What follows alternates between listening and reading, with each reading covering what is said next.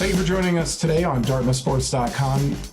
Joining us is the head coach of the Dartmouth Equestrian team, Tenley Strews, who is now in her second year with the program. Thank you for joining us. Thanks for having me. Another interesting year for you here in Hanover. You're in your office now up at Morton Farm. What's been going on with you and the equestrian program? So we're just getting ready for spring season to kick off. Students are headed back to Hanover now. I should have about 17 students out of my roster of 22 that are going to be in the area. Of that, 12 of them are approved here for the ability to train this upcoming spring, and hoping that some of the 5 others might have the chance to, since they're living in the area. And we're just looking forward to training as much as we can.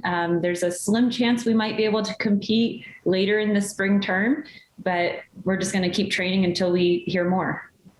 And so I guess the question that a lot of people would have, maybe not only about your sport, but other sports, is, well, you can't just jump right in. You have to do some practicing.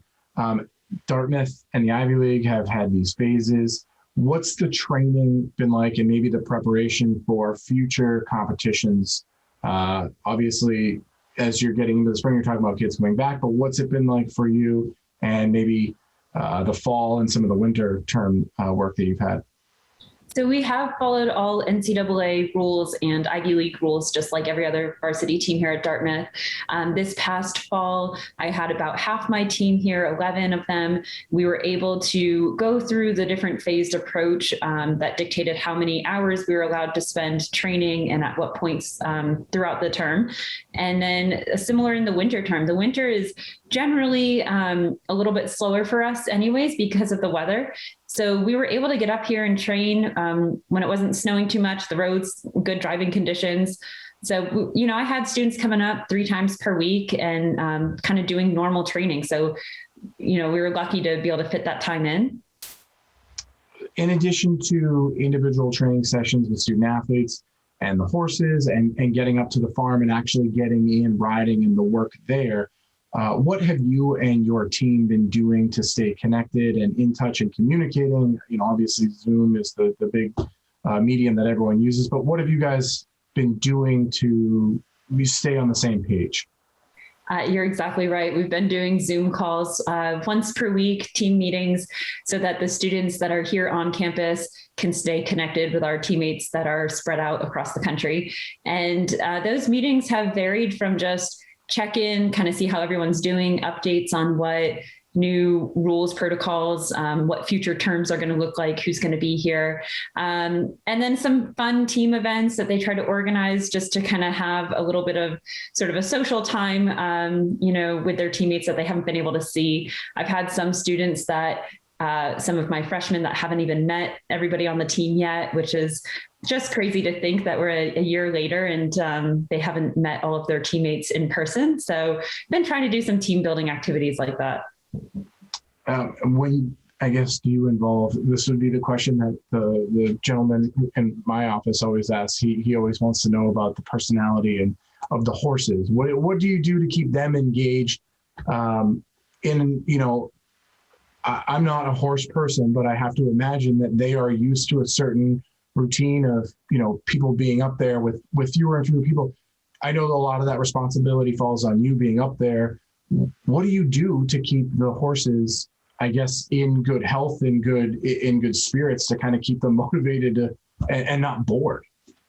Right. So the horses are athletes and we treat them like athletes. We have to keep them conditioned in shape so that whenever the students are here, that they're able to ride, that there's no kind of rehab or reconditioning time for the horses. So I keep the horses going. I ride them when the students aren't here, just to keep them in shape.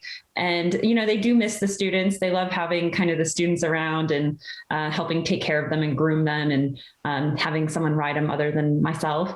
But, they're doing great. They're enjoying these longer, sunnier days. And so we're just excited to get those students back up here and get them on horses as soon as we can.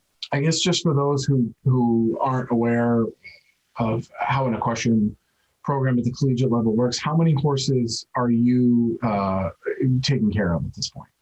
So we currently have 14 horses here up at the farm, and they, same routine like you're talking about. So hay and feed every morning. We're kind of still in the middle of blanket season. So putting blankets on, taking them off, depending on the temperature, turning them out. So they all get turnout every day. They go out and have time to graze and run around. And then kind of riding training time in the afternoon before evening chores of, cleaning up the barn and bringing horses in, feeding, and just kind of repeat. Horses thrive on consistency. So the more consistent we can keep it for them on a day-to-day basis, the better it is. I don't know a ton about horses, but I do know that they are creatures of habit. So I knew that that's got to be something challenging for you to kind of maintain. Lastly, kind of more on a somber note, I wanted to give you the opportunity to talk about it. A situation that no coach really wants to deal with. One of your student athletes, Anna Sandell, was in an accident this year and is in serious condition. If you just want to talk a little bit about Anna, what she's meant to you in the program, and what the outlook is moving forward. Right. So this past January, one of our sophomores, Anna Sandell, was in a severe snowmobile accident in the Upper Valley area here. She was at Dartmouth-Hitchcock Hospital here in Hanover for several weeks before she just recently has been moved to Spalding in Boston, and she's at a traumatic brain injury rehab center there. And so it's been really tough for the team. It was tragic news. Anna's such a wonderful team member.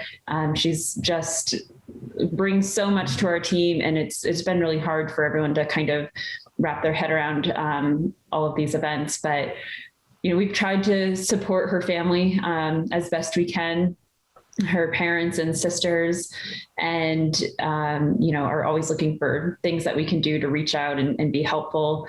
We're keep her in our thoughts and had a lot of team meetings kind of focused around Anna, and we're just praying every day and hoping for the best and keeping track of her progress. Her parents and sisters do a wonderful job updating a Caring Bridge website with kind of daily details of how her progress is looking.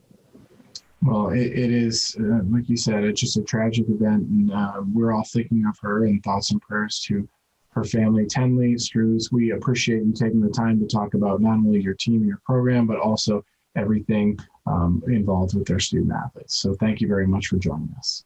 Thank you.